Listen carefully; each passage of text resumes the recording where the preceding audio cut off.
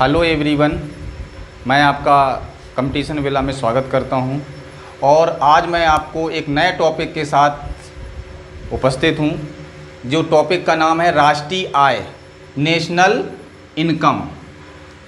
भारत में राष्ट्रीय आय और प्रति व्यक्ति आय, भारत में राष्ट्रीय आय व प्रति व्यक्ति आय की गणना का जो प्रथम प्रयास है वो किया था दादा भाई नौरोजी ने। दादा भाई नौरोजी ने किया था। कब किया था? वर्ष 1867-68 में। इन्होंने एक पुस्तक लिखी थी, poverty un British rule in India. Poverty un British rule in India. इन्होंने ये बताया था कि 1867-68 में प्रति व्यक्ति आय 20 रुपये है। भारत में राष्ट्रीय आय व प्रति व्यक्ति आय की गणना का प्रथम प्रयास किसने किया था? दादा भाई नौरोजी ने। दादा भाई नौरोजी को grand old man of India भी कहते हैं। कब किया था? 1867-68 में। और इन्होंने एक पुस्तक भी लिखी थी, poverty un British rule in India. और उन्होंने 1867-68 में ये बताया था कि भारतीयों की प्रति व्यक्ति आय 20 रुपये है। सन 1949 में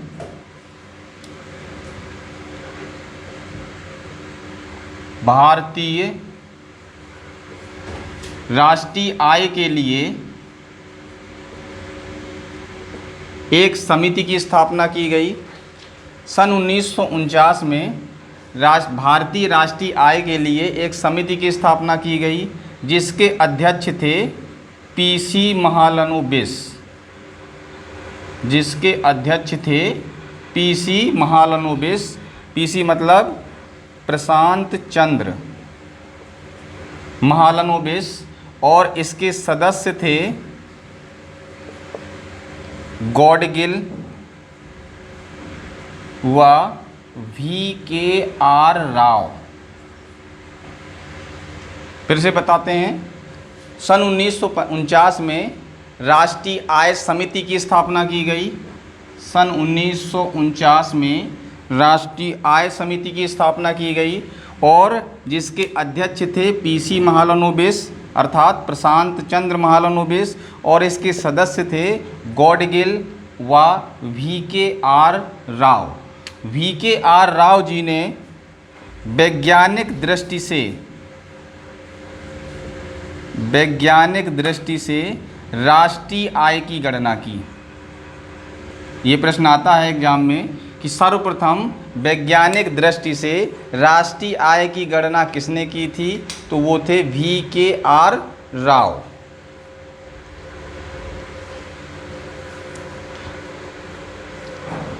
अब समझते हैं कि भारत में राष्ट्रीय आय की गणना कौन करता है।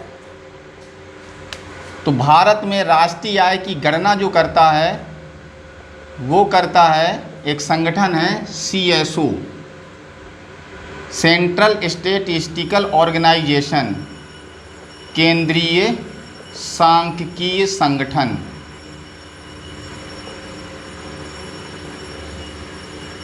भारत में राष्ट्रीय आय की गणना के लिए केंद्रीय सांख्यिकीय संगठन CSO उत्तरदायी है। CSO का फुल फॉर्म होता है सेंट्रल स्टैटिस्टिकल ऑर्गेनाइजेशन। और CSO की स्थापना हुई थी 2 मई 1951 को।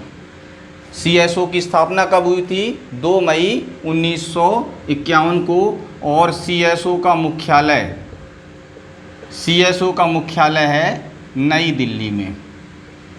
CSO का मुख्यालय कहाँ पर है? CSO का मुख्यालय है नई दिल्ली में। अब राष्ट्रीय आय, नेशनल इनकम होती क्या है?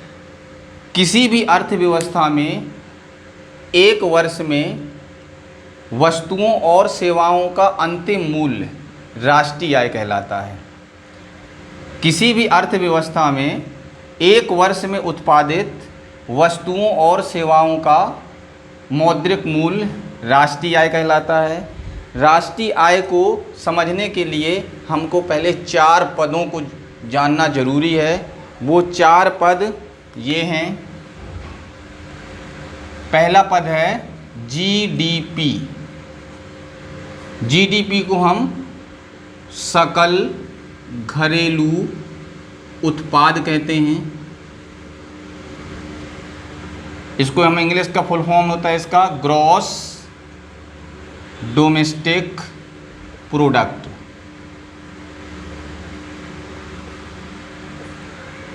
राष्ट्रीय आय को समझने के लिए पहले हमें ये 4 टर्म होते हैं इसमें, जीडीपी, एनडीपी, जीएनपी और एनएनपी। उसके लिए सबसे पहले हमने स्टार्ट किया जीडीपी, सकल घरेलू उत्पाद। इसका फुल फॉर्म होता है ग्रॉस डोमेस्टिक प्रोडक्ट। अब ये जीडीपी होता क्या है? किसी भी देश की घरेलू सीमा के अंतर्गत उस एक वर्ष में उत्पादित वस्तुओं और सेवाओं का मौद्रिक मूल्य जीडीपी कहलाता है। क्या बताया हमने?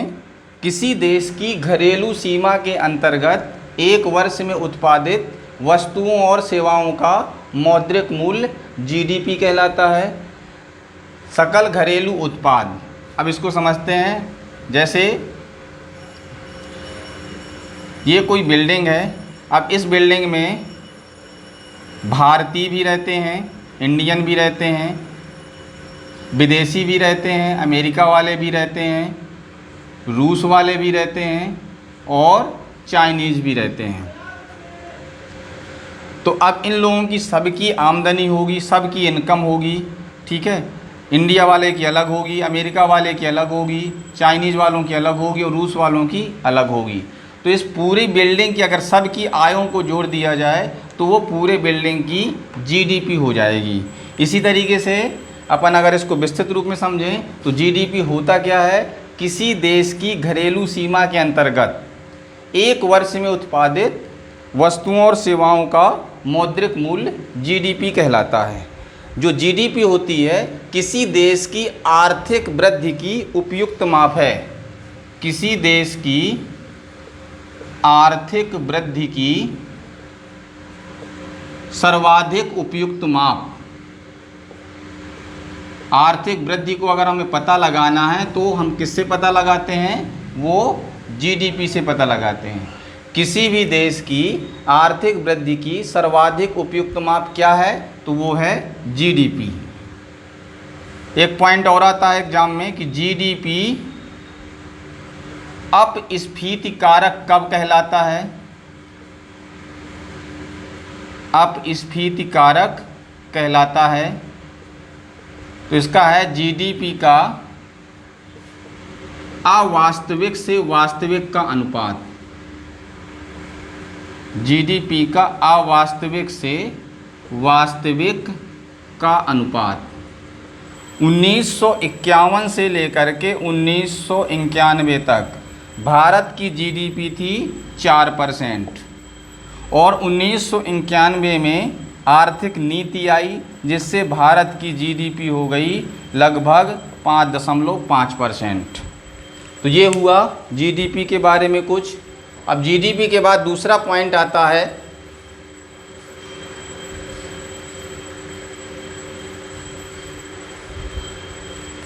एनडीपी। एनडीपी मतलब net domestic product. Net domestic product, Hindi में इसको कहते हैं शुद्ध घरेलू उत्पाद। एनडीपी का फार्मूला होता है जीडीपी माइनस लागत। लागत को ही हम मूल्यह्रास कहते हैं। मूल्यह्रास क्या होता है? एक वर्ष में, एक वित्तीय वर्ष में मशीनों में होने वाली कमी।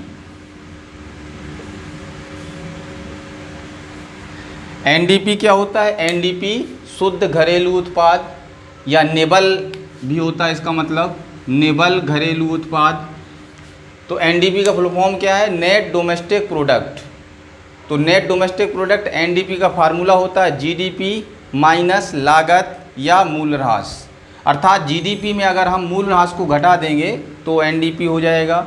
और मूल्यह्रास या लागत क्या होती है कि एक वर्ष में मशीनों में जो ह्रास होता है या एक वित्तीय वर्ष में मशीनों में होने वाली जो कमी होती है उसको हम मूल्यह्रास कहते हैं। अब ये वित्तीय वर्ष क्या होता है, तो वित्तीय वर्ष जो होता है भारत में वो होता है 1 अप्रैल से लेकर के 31 मार्च तक। भारत में वित्तीय वर्ष होता है 1 अप्रैल से लेकर के 31 मार्च तक। तो ये हो गया एनडीपी।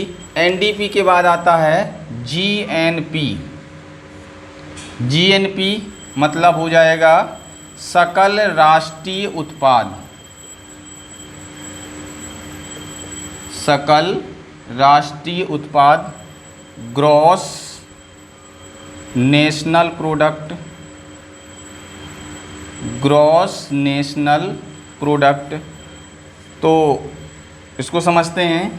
तो जो जीएनपी होती है किसी देश के अंतर्गत, चाहे वो विदेशी रह रहा हो, ठीक है, या फिर भारतीय रह रहा हो, तो उनकी जो टोटल इनकम होगी तो वो तो होती थी जीडीपी। अब ये जीएनपी क्या होता था, पहले हम इसको फार्मूले से समझते हैं।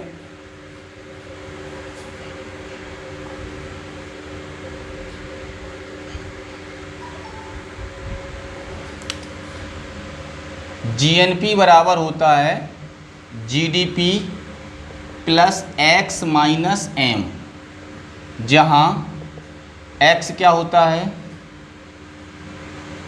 भारतीयों द्वारा विदेश में अर्जित आय। भारतीयों द्वारा विदेश में अर्जित आय। और एम होता है विदेशियों द्वारा भारत में अर्जित आय।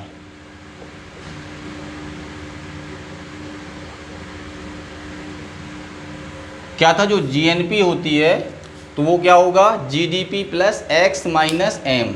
अब इसमें जो कुछ भारतीय विदेश में भी रह रहे होंगे तो उनकी आमदनी को अपन जीडीपी में ऐड करेंगे, और कुछ विदेशी भारत में रह रहे होंगे तो उनकी आमदनी को हम यहाँ पर माइनस करेंगे। तो ये है जीएनपी। जीएनपी के बाद आता है एनएनपी। एनएनपी मतलब नेट नेशनल प्रोडक्ट।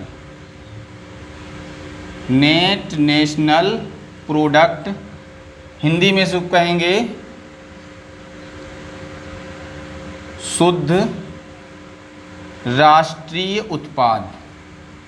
तो जिस प्रकार से हमने एनडीपी निकाला था, एनडीपी का फार्मूला क्या था, जीडीपी माइनस मूल्यह्रास, उसी तरीके से एनएनपी बराबर होगा जीएनपी माइनस मूल्यह्रास अर्थात लागत। अब एनएनपी जो है, एनएनपी को अगर हम मार्केट प्राइस पे अगर हम कैलकुलेट करें तो ये बराबर होती है एनएनपी एट एफसी, मतलब फैक्टर कॉस्ट साधन लागत, और इसमें अप्रत्यक्ष कर भी ऐड रहते हैं। अप्रत्यक्ष कर भी जुड़े रहते हैं। अगर यहाँ से हम एनएनपी एट एफसी निकालें तो ये क्या बन जाएगा, ये बन जाएगा एनएनपी एट एमपी, और माइनस में आ जाएगा ये अप्रत्यक्ष कर। अगर हम इसमें सब्सिडी भी जोड़ दें तो ये बन जाता है राष्ट्रीय आय।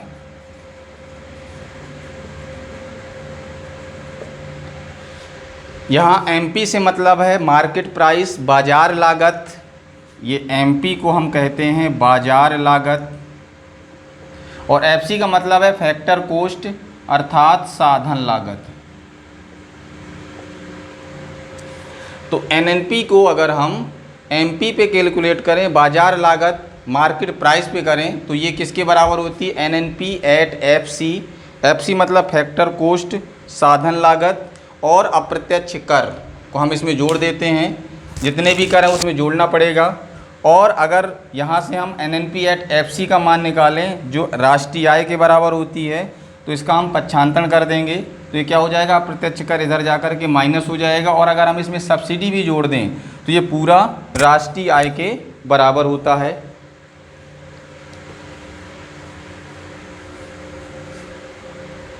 इसके बाद हम समझते हैं प्रति व्यक्ति आय क्या होती है। तो प्रति व्यक्ति आय का एक फार्मूला होता है, प्रति व्यक्ति आय। प्रति व्यक्ति आय बराबर होता है राष्ट्रीय आय बटे कुल जनसंख्या। प्रति व्यक्ति आय का अगर हमें फार्मूला निकालना है तो प्रति व्यक्ति आय बराबर होता है राष्ट्रीय आय बटे कुल जनसंख्या। मतलब देश की कुल जनसंख्या और राष्ट्रीय आय का अनुपात उस देश की प्रति व्यक्ति आय होती है। और भारत में सर्वाधिक औसत प्रति व्यक्ति आय कहाँ की है, ये पूछा जाता है। तो सर्वाधिक औसत प्रति व्यक्ति आय है दिल्ली के निवासियों की। भारत में सर्वाधिक औसत प्रति व्यक्ति आय कहाँ की है, दिल्ली की है। तो ये हुआ राष्ट्रीय आय के बारे में। अब हम स्टार्ट करते हैं मानव विकास सूचकांक। मानव विकास सूचकांक अर्थात HDI, ह्यूमन डेवलपमेंट इंडेक्स। मानव विकास सूचकांक से ये पता चलता है कि कोई देश कितना विकसित है, अविकसित है या विकासशील है, उसकी एक रैंकिंग आती है। मानव विकास सूचकांक क्या बताता है कि कौन सा देश कितना विकसित है, विकासशील है या फिर अविकसित है। और इसको हम शॉर्ट में कहते हैं HDI, ह्यूमन डेवलपमेंट इंडेक्स। मानव विकास सूचकांक को जारी कौन करता है, UNDP। और UNDP का पूरा नाम क्या है, United Nation Development Programme. United Nation Development Programme, Hindi में इसको कहेंगे संयुक्त राष्ट्र विकास कार्यक्रम। संयुक्त राष्ट्र विकास कार्यक्रम। और इसकी स्थापना कब हुई थी, UNDP की 1964 में हुई थी। इसका मुख्यालय कहाँ है UNDP का, तो वो है न्यूयॉर्क में, जो कि अमेरिका में पड़ता है। मानव विकास सूचकांक को सन 1990 में भारतीय अर्थशास्त्री अमर्त्य सेन के सहयोग से पाकिस्तानी अर्थशास्त्री महबूब उल हक ने बनाया था। किसने बनाया था, महबूब उल हक ने बनाया था। फिर से समझते हैं, मानव विकास सूचकांक अर्थात HDI, ह्यूमन डेवलपमेंट इंडेक्स, मानव विकास सूचकांक को जारी कौन करता है, UNDP। UNDP का फुल फॉर्म क्या है, United Nation Development Programme, Hindi में कहते हैं इसको संयुक्त राष्ट्र विकास कार्यक्रम। और इसकी स्थापना कब हुई है, 1964 में। UNDP का मुख्यालय कहाँ है, न्यूयॉर्क, जो अमेरिका में है। और मानव विकास सूचकांक को सन 1990 में भारतीय अर्थशास्त्री अमर्त्य सेन के सहयोग से पाकिस्तानी अर्थशास्त्री महबूब उल हक ने बनाया था। और मानव विकास सूचकांक का आधार क्या होता है, ये भी पूछा जाता है। तो मानव विकास सूचकांक का आधार है स्वास्थ्य, शिक्षा और जीवन स्तर। जीवन स्तर अर्थात प्रति व्यक्ति आय। मानव विकास सूचकांक का आधार क्या है, स्वास्थ्य, शिक्षा और जीवन स्तर। जीवन स्तर अर्थात प्रति व्यक्ति आय। तो ये हुआ मानव विकास सूचकांक के बारे में। अब हम स्टार्ट करेंगे पंचवर्षीय योजनाएं।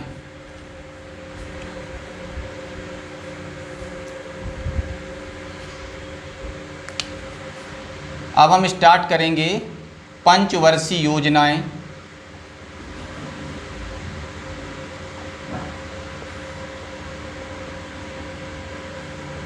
तो पंचवर्षीय योजनाओं को स्टार्ट करने पहले थोड़ा सा पहले जाते हैं।